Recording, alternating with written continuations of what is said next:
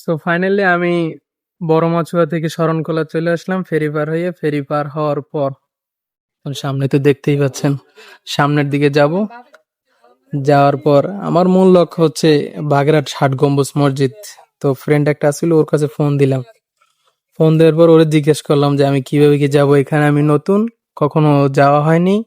So আমার guideline দিল, ওই অনুসারে যাব। এখন দেখি, আল্লাহ ভরসা, দেখা যাক। এই বোটটায় আসছি, ওপার থেকে এপার আসতে সময় লাগে মাত্র 20 মিনিট। বড় মাছুয়া থেকে শরণখোলা এপার কিংবা রায়ন্দা বললেও চলে, আসতে সময় লাগে 20 মিনিট।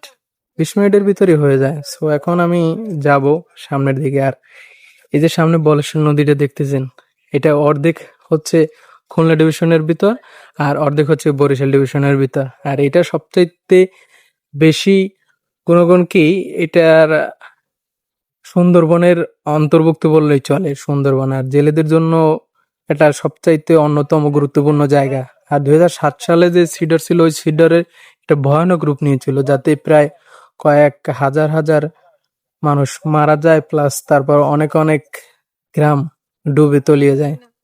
ধন্যবাদ।